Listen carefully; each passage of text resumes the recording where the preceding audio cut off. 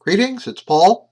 If you want to see examples of the projection theorem and the spectral theorem, both of which involve slightly messy matrix computations, it's better done in R, and that's the purpose of this script. So let's start with the projection theorem. I've chosen two basis vectors, M1 and M2 in R5, and I use them as columns of a matrix. So we now have a 5-dimensional vector space and a subspace that has M1 and M2 as its basis. We can't invert a matrix that's not square, but if we multiply the transpose of A by A, we make a nice 2x2 square matrix, and we can easily invert it. Notice both the matrix and its inverse are symmetric matrices. In the notes, I proved the formula for the projection matrix. Here it is. First you multiply by the transpose of A, then you multiply by the inverse of this matrix B, and then you multiply by A. So there's our 5x5 projection matrix. And what this does is quite amazing. It takes any vector in R5 and it projects it onto the subspace M spanned by our two vectors M1 and M2 onto this two-dimensional subspace in such a way that the difference between the original vector and the projection is in the orthogonal subspace. So let's try this out. Here's any old 5-component vector, and by applying the projection matrix to it, I get a vector WP. It's another 5-component vector, but it lies entirely in the subspace M. Now, in this particular case, I can figure out what the components of the two basis vectors are because, for example, I notice that the second component of M2 is 0, and therefore I can figure out the component along M1 by looking at the second component and dividing it by 4. So here are my two coefficients, C1. What's going on here?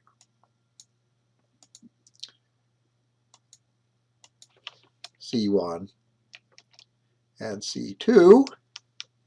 And if I apply those as coefficients to my two basis vectors, I get the vector WP that we just calculated.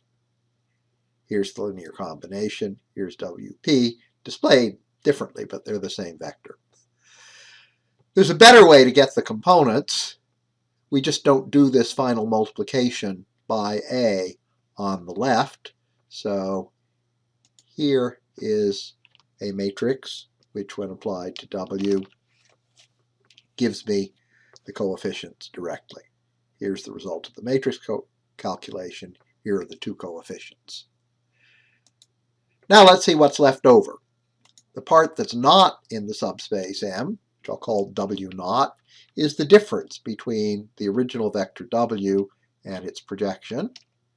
And if I compute the dot product of the two vectors, I get 0. They're orthogonal vectors. There's another way we could have done this. We could have done it by using Gram-Schmidt. So let's try that. My first basis vector, M1, was not a unit vector, but if I divide it by the square root of its length, I convert it into a unit vector. And now I just have to subtract off from W2 the component along that vector V1. As I said, when you're working with pencil and paper, it's easier just to construct an orthogonal basis. But when you're working with a computer, you might as well go the whole hog with Gram-Schmidt and compute orthonormal vectors. So we subtract off the component. That gives us a W2, which is orthogonal to V1, but it's not a unit vector. I divide it by the square of its length, and I have a second unit basis vector. And now I have an alternative way of projecting the vector W onto the subspace M. I just take the component along V1, the component along V2, add them together, and I get exactly the same result as before.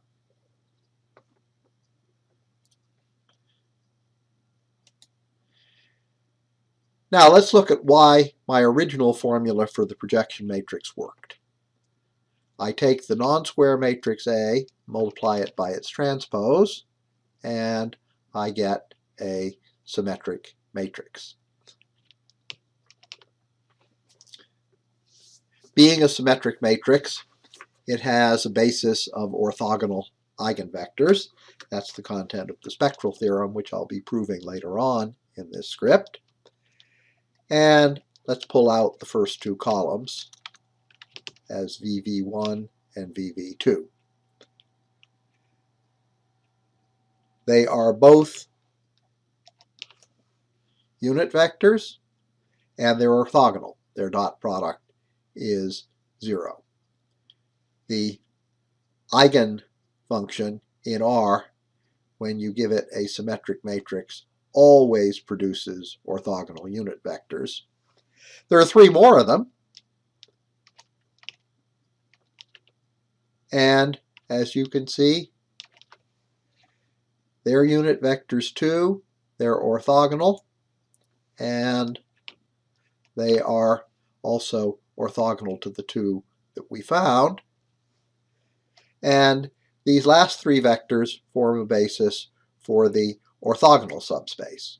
So by taking the eigenvectors of the product of the matrix and its transpose, I can get an orthogonal basis both for the subspace M and for its orthogonal subspace. I can achieve directly what I did rather tediously by Gram-Schmidt. Now, what does the projection theorem say? It says that if I consider a subspace M and ask what point in that subspace is closest to some point W, if I call that closest point WP and consider the vector that I get from WP minus W, that's a vector whose tail is at W and whose head is in the space M, then the projection theorem says that vector difference is orthogonal to the subspace. Let's try this out. So I'll just generate a couple of random coefficients in between -5 and +5. I will apply these to M1 and M2. I'll get some vector in M. I'll subtract off W, and I now have a vector that runs from W to some randomly chosen point in M. If I look at the length of that distance, it's pretty big. In particular, it's much larger than the distance that I got when I chose the point selected by the projection theorem, the closest point. So let's try this lots and lots of times, 10,000 times, say. So 10,000 times I'll do the same thing. I have now generated the distance from W to 10,000 randomly chosen points in my subspace M. If I ask for the minimum of those distances, I get something that's very, very close to what I found by the projection theorem. Let's see what we could do with just one bad guess. So I generated a random point in M. I construct the vector that goes from W to that point in M, and it's a pretty long vector. Length is 17 and change. Now, there's an easy way to test whether that difference vector is orthogonal to the subspace. I just take the inner product with some vector in the subspace, and I will use one of the basis unit vectors I constructed. I didn't get 0, so that means I can subtract off the component along that vector and compute the new difference vector and its difference. And if I now look, I see with my original guess I was 17 away from the point in the subspace, and now by removing one of the components, I've got the distance down to 13. That's basically the proof of the projection theorem. If you can find any vector in M that is not orthogonal to the difference vector, you can subtract off a component along that direction to get a smaller distance. Here we can do better than that, though. We still got another basis vector left, that's VV2, and the component along that is not 0. I'll subtract it off, and now let's see what I've got. I started with 17, subtracted off the component along VV1, got down to 13, now I got down to 5.7, and that's exactly what I found by using the projection matrix, because by subtracting off the components along orthogonal basis vectors in M, I actually got down to the vector in M that's closest. Now let's do a fun application. We'll do linear regression by using the projection theorem. I found this example in some online material from MIT.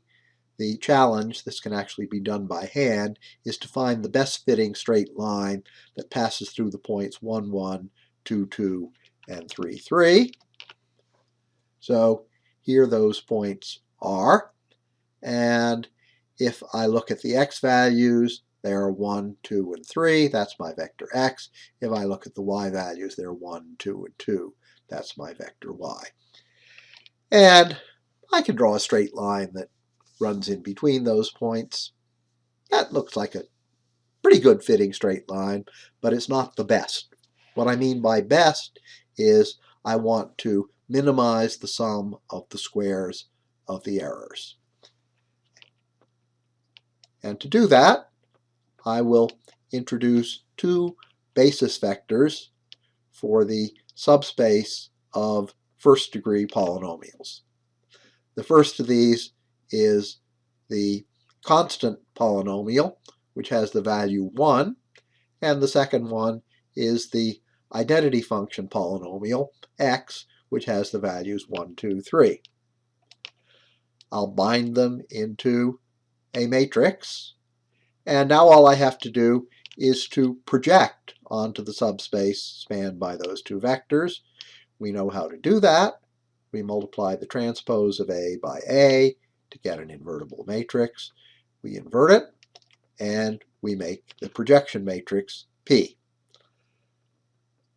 Let's see what we can do with that. I apply the projection matrix P to Y. That will give me YP. And that gives me a three-component vector. These are the three values of y on the best fitting line. A crude way of getting the coefficients for the equation of that line is to say the slope of the line is the difference between the y value at 2 and the y value at 1. I'll call that b. And then to get the y-intercept, what I do is take the value at 1, subtract off the slope to get the value of 0. But here's a better way of getting the coefficients. I just don't do the last multiplication in the projection matrix. So let's plot that. That is the best fitting line for these 3 points. In what sense is it the best fitting?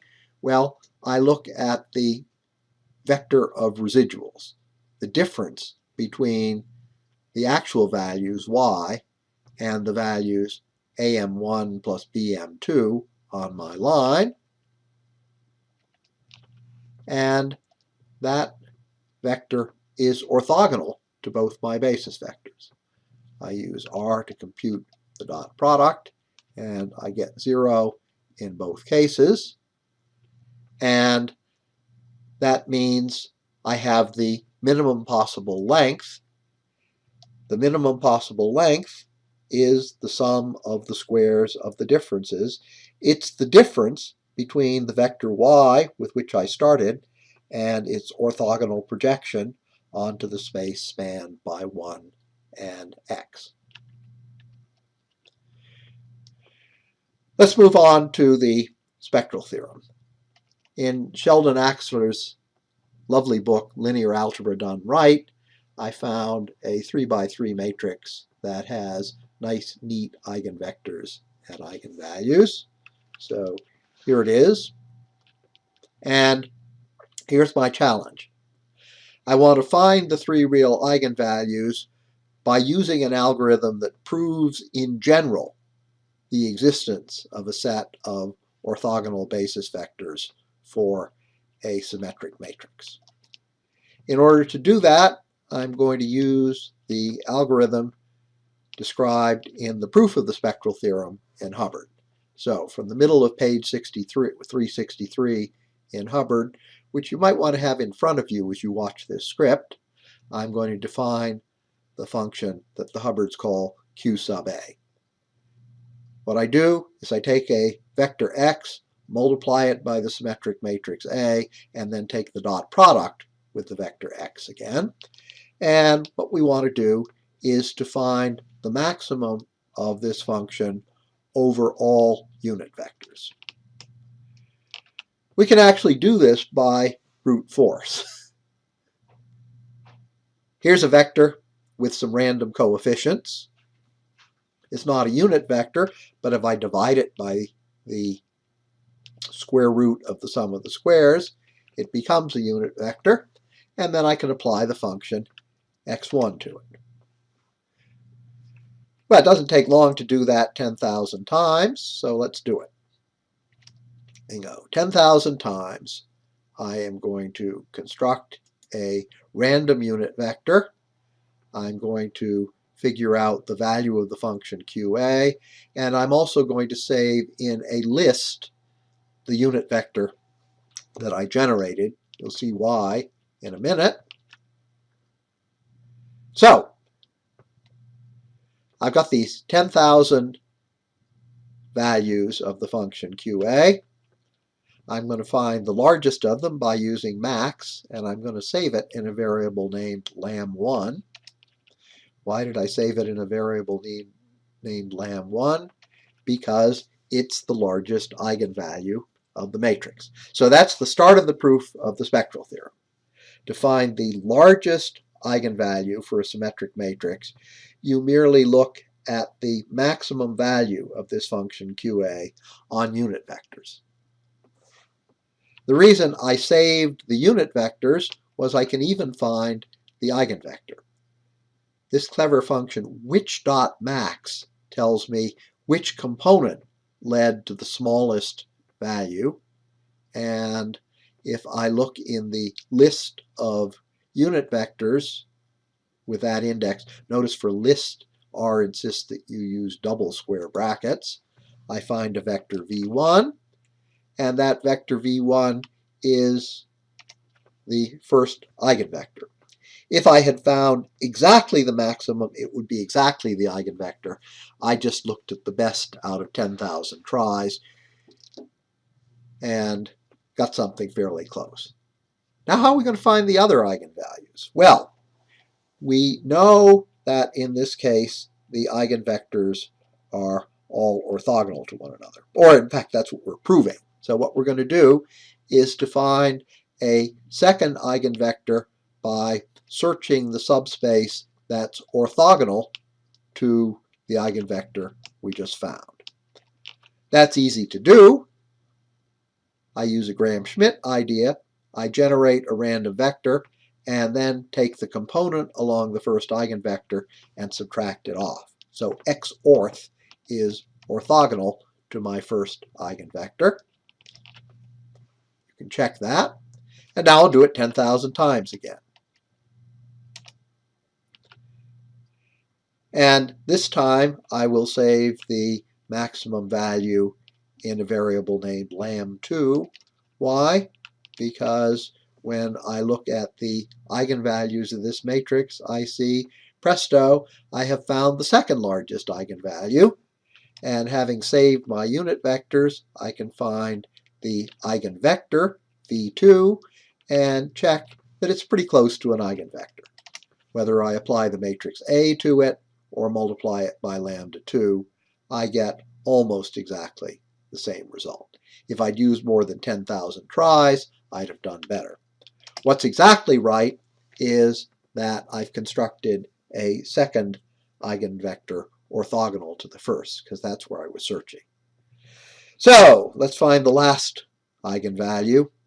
I do the same thing, except this time what I'm going to do is take my randomly generated vector, subtract off both the component along v1 and the component along v2, and I've actually done something rather stupid and pointless here. Let's look at these 10,000 Q values. They're all equal, of course. Why? Because what I'm doing is searching the subspace of R3 that's orthogonal to two given vectors. That's a one-dimensional space. In fact, when I look at the unit vectors, there are only two unit vectors in that space, and in this case, they all came out to have the same sign. If you run this script multiple times, you'll get opposite signs on occasion. So the maximum, which is pretty simple-minded because this is the maximum of a constant vector, is my third eigenvalue. In this case, it's negative, and this confirms that we found the third eigenvalue. And we can find the eigenvector that goes along with it. And these, of course, are orthogonal. So that's basically the proof of the spectral theorem. By continually solving these constrained optimization problems, we can construct a basis of orthogonal eigenvectors for any symmetric matrix. Now let's finish up by considering what happens if we start with a matrix that isn't square. So let's make a 4x2 matrix by binding together a pair of 4 component vectors. And let me give its transpose the name AT. I can make two different symmetric matrices. If I multiply with AT, which has only 2 rows on the left, I get a 2x2 symmetric matrix. If I do the multiplication in the opposite order, I get a 4x4 symmetric matrix. In the lecture notes, I prove a little lemma from Hubbard, namely that these two square matrices have the same non-zero eigenvalues. You look at this and say, hey, this one's got 2 eigenvalues, this one's got 4 eigenvalues, how can they be the same? The answer is this 4x4 matrix has the same pair of non-zero eigenvalues as the 2x2 matrix. It also has an eigenvalue of 0 repeated twice. So if you look at the eigenvalues, you can see 44.5 in both cases, 8.46 in both cases, and then 2 other eigenvalues for the 4x4 matrix, which are effectively 0. Let's pick one of these and save it in the variable lam1. And now let's take the first eigenvector of the 2x2 matrix. I'll call that V1.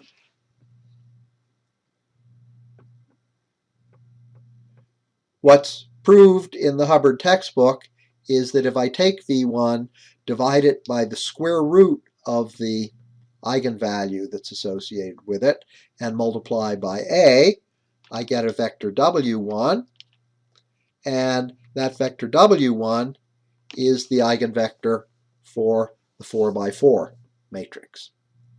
So we've got a way of going back and forth between the eigenvectors of the 4x4 and 2x2 matrices that correspond to the same non-zero eigenvalue. We can actually go in both directions. If I take the transpose of A and apply that to W1 divided by the square root of the eigenvalue, I get back a vector that is equal to the 2-component eigenvector V1. Now we can make a projection matrix. So A, being a 4 by 2 matrix, has a two-dimensional image. And here is the formula for the projection matrix P. You will note that it is a symmetric matrix, and furthermore, it equals its own square. If a matrix has the correct image, equals its own square, and is symmetric, it's the projection matrix that we want. So, we found a projection matrix that projects onto one two-dimensional subspace. Can we find another two-dimensional subspace of R4? The answer is yes.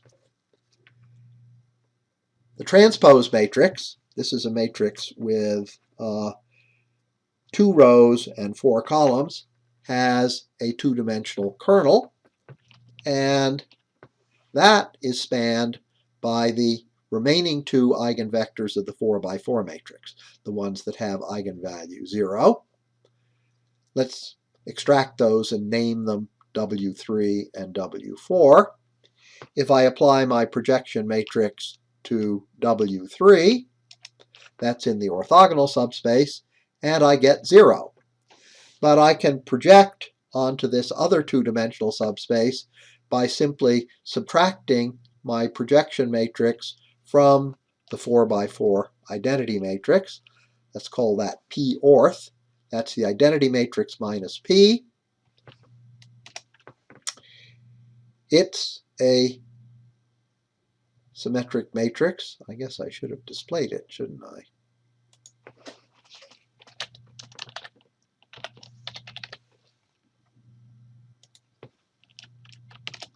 There, that's better. You can see that it's a symmetric matrix. If I take a vector in the kernel of the transpose of A, like W3, I get back the vector I started with. If, on the other hand, I take a vector that's in the image of A, like W1, I get 0. And this matrix is a good projection matrix. It's equal to its own square. And if I take the product of P and P orth, this is always going to give me 0. Any vector that is in the image of A is going to be preserved by P and wiped out by P orth. Anything that is in the orthogonal complement, it's going to be wiped out by P, so this gives 0 acting on a basis. Now, it turns out that R has provided a way of automating this completely. That's the so-called singular value decomposition, and the function that does it is named SVD. SVD takes a matrix A, not necessarily square, and produces 3 quantities: a vector D, a matrix V, and a matrix U. And let's look at these individually. If I take D, this gives me 2 components. What are they? They're the square roots of the eigenvalues that we just found. So here is D produced by this SVD function, and here are the square roots of the eigenvalues that we found by hand. What is V? Well, if I look at V, it's a 2 by 2 matrix, and its first column is one of those eigenvectors for the 2 by 2 matrix that we just found. And finally, if I look at U, that's a 4 by 2 matrix, and its first column is one of the eigenvectors of the 4 by 4 matrix that we just found. So this singular value decomposition automates the process we've been carrying out by hand. In the Hubbard version of the singular value decomposition, we get a pair of square matrices. On looking at the documentation, I found I can get a square matrix if I want. What I have to do is say the number of columns in U is supposed to be equal to 4. And now I get a 4 by 4 matrix. Whoops, what went wrong? I expected to find one of the extra eigenvectors as a column of this matrix, but I'm not going to. Why? Because this is an eigenvector that corresponds to the eigenvalue of 0. There's a very large subspace, in this case 2 by 2, for eigenvalue 0, and any eigenvector in that subspace is perfectly good. So this algorithm for the SVD is generating some basis for that space, but not necessarily finding the same basis that I chose. Let's establish contact with the notation in Hubbard. The Hubbards construct a matrix P that is square. So I will ask for 4 columns. There is P.